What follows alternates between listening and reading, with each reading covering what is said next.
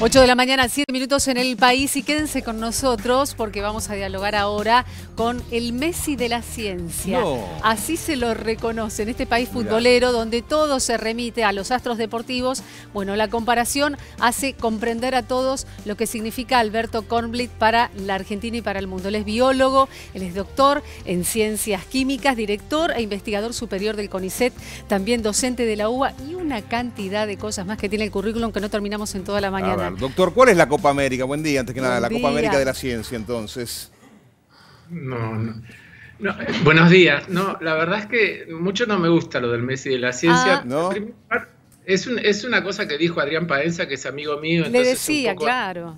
El hecho de que sea amigo un poco lo descalifica, pero en la ciencia hay un trabajo colectivo, cada grupo de investigación está compuesto por muchas personas y son individualidades. Supongo que para Messi tampoco, solo no puede hacer nada, tiene que estar en un equipo.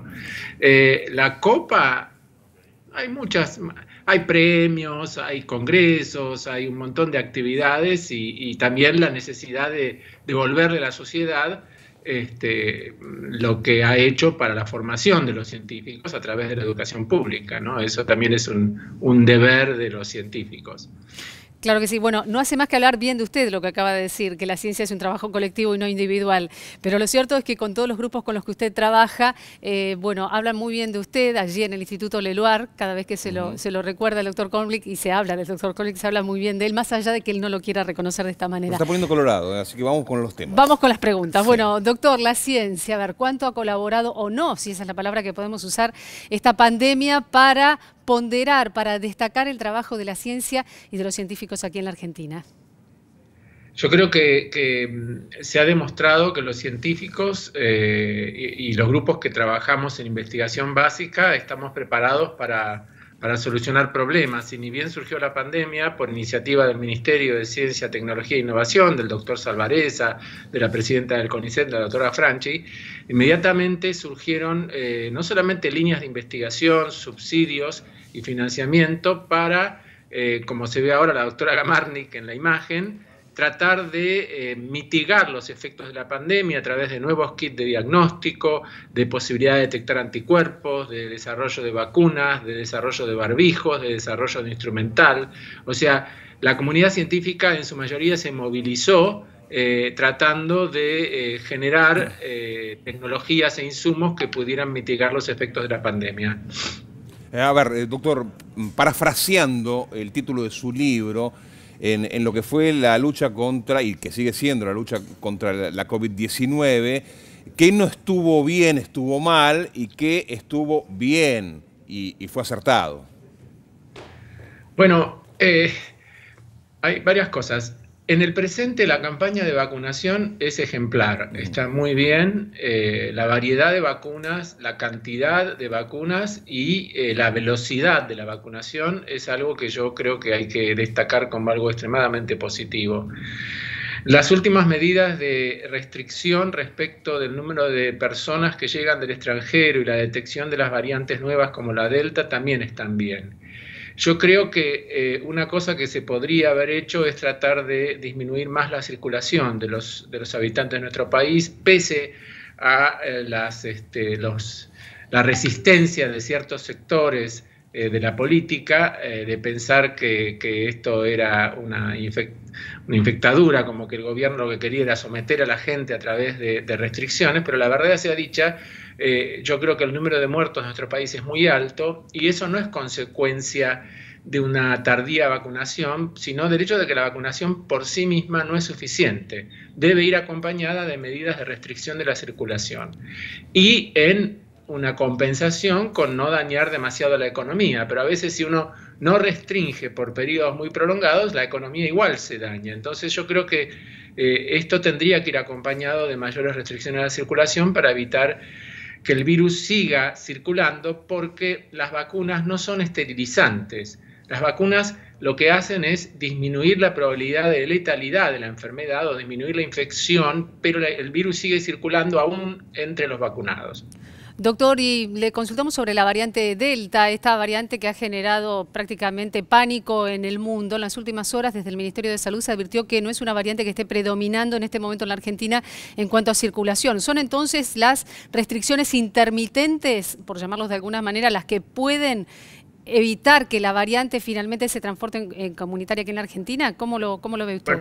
Bueno, para que la variante no se instale, lo más importante es el control de las fronteras, porque entran las variantes evidentemente por Ezeiza y por las fronteras.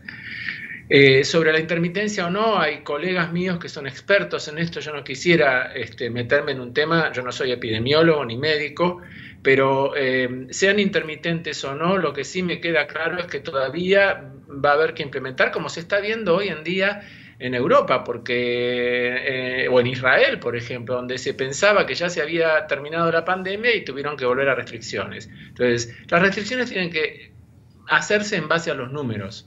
O sea, si seguimos teniendo muchos miles de contagios y cientos de muertos, yo creo que habría que hacerlas. Pero no me gustaría pontificar sobre esto, honestamente, porque no soy... Acá hay expertos en el gobierno y fuera del gobierno que saben mucho más de esto que yo. Pero esta pregunta sí nos va a poder responder, y aprovechamos su capacidad como científico, pero también su sensibilidad como ser humano, ¿no? Que deben ir de la mano, indudablemente, y siempre en todos los ámbitos. Porque todavía hay gente... y quizás usted le podría hablar, como le podemos hablar nosotros, como le puede hablar uno a un familiar, que todavía es reticente a la vacunación, y se ve en otros países, en Estados Unidos es clarísimo el ejemplo, y surgieron versiones como que se viene una nueva pandemia de coronavirus, y esa nueva pandemia es entre los no vacunados, la circulación del virus con una pandemia grave y con consecuencias de letalidad, pero entre los no vacunados en el mundo. No, por supuesto, yo llamo a toda la población, si es que tiene alguna influencia en mi palabra, a que se vacunen, porque la vacuna, como dije antes, es la garantía de tratar de disminuir los efectos letales, los efectos malos de la enfermedad. Y por supuesto contribuye a la disminución de la circulación de la circulación del virus junto con las restricciones de la circulación de la población. Pero no, hay que vacunarse. Yo no sé si es cierto, pero leí ayer unas declaraciones del presidente Macron de Francia que dice: en el país de Louis Pasteur no se justifica que alguien deje de vacunarse, ¿no? Louis Pasteur fue el famoso científico que encontró que los microorganismos eran causantes de las enfermedades infecciosas. Y entonces están tomando medidas como que no van a poder entrar a un bar, a un teatro, a un cine, a un transporte público, a un avión, si no están vacunados. Y que los enfermeros y enfermeras que no estén vacunados no van a poder ir a su trabajo. O sea que, si bien no es obligatoria en Francia, y si esta noticia es cierta, hay un montón de medidas que restringen la libertad, entre comillas, de no vacunarse. Porque si uno no se vacuna, no es que está ejerciendo su libertad, está avasallando la libertad de los otros. Doctor, como científico y como biólogo, investigador del CONICET, ¿no? ¿Cuánto ha colaborado esta pandemia para, se lo consultaba en el comienzo, para revalorizar la ciencia básica? Muchas personas lo que piensan cada vez que hablamos de científicos, de investigadores, piensan que son personas que están en un ámbito cerrado, que se ocupan de cosas que en realidad no tienen una aplicación inmediata. ¿Qué ha pasado con esta pandemia?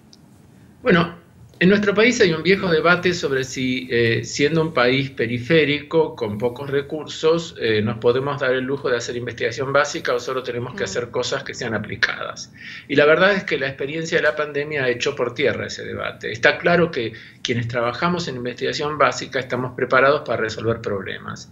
Y esos problemas pueden ser distintos de aquellos en los cuales veníamos trabajando, pero nuestra experiencia en investigación básica, los jóvenes, los tesistas doctorales, los investigadores postdoctorales, los técnicos, todos estamos preparados y de hecho lo hemos demostrado. O sea que no me gustaría decir que es un beneficio secundario de la pandemia, porque la pandemia no tiene nada bueno, claro. Pero indirectamente yo creo que ha echado por tierra ese falso debate. Hay que fomentar la investigación. Y de hecho hay algo muy positivo, que es que el Congreso de la Nación, sus dos cámaras, votaron una ley de financiamiento de ciencia y tecnología que en el transcurso de 9 años va a llegar al reclamado 1% del Producto Bruto Interno en la función ciencia y técnica del presupuesto nacional. Entonces creo que eso también es un hecho muy positivo. A ver, doctor, para finalizar, ¿cuál sería el desafío que tiene la ciencia a partir de ahora? Lograron una proeza que es tener una vacuna en prácticamente 9 meses, y para poder enfrentar esta enfermedad. Pero eso ya está.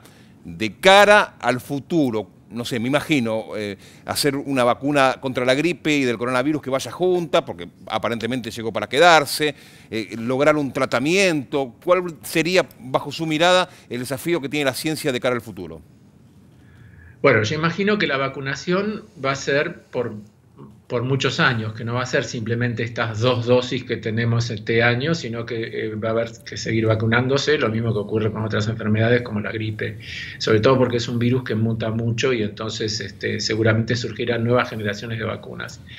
También creo que todavía no se ha llegado a tener fármacos que pudieran específicamente bloquear la infección del virus, independientemente de la vacuna, que estimula la inmunología, estimula las propias defensas. Creo que eso es una etapa que es necesaria.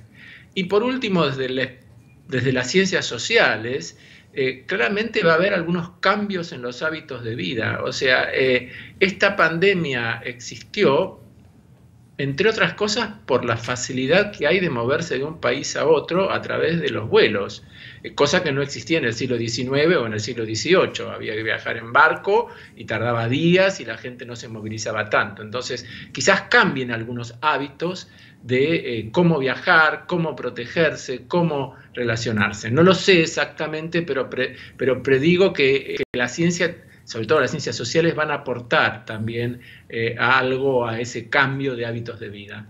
Doctor, por último, ahora sí, la publicación de su libro, no está bien, está mal, obedece a una frase que se ha transformado en meme a partir de lo que ha sido su presentación en el Congreso Nacional a propósito del debate por el proyecto de interrupción voluntaria del embarazo.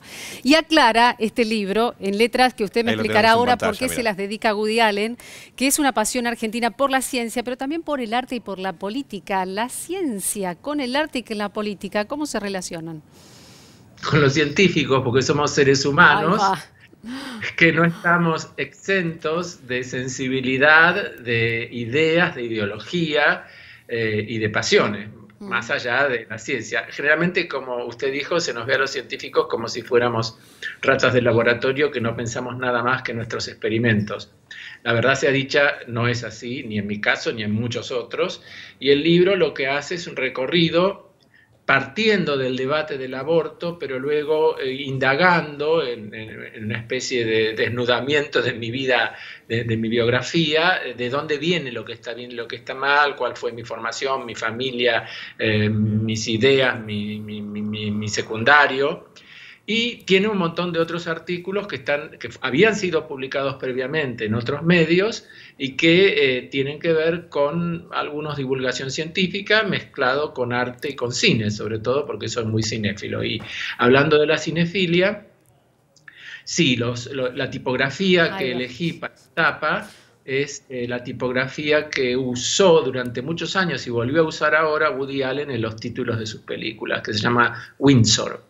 A mí siempre me llamó la atención esa tipografía y entonces de repente dije, bueno, como Woody Allen me acompañó con sus películas maravillosas durante toda mi vida, era un pequeño homenaje anónimo porque él nunca se va a enterar. Bueno, tiene un aire a Woody Allen, no le voy a mentir, no sé si lo tomará bien o mal, pero no sé si está bien o está mal, pero... No me siento identificado ni físicamente con él, pero sí reconozco que su obra...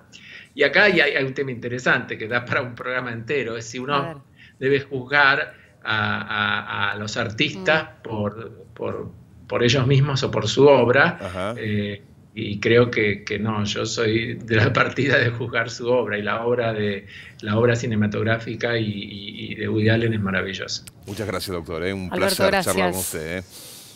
Bueno, muchas gracias a ustedes. Que tenga buen día.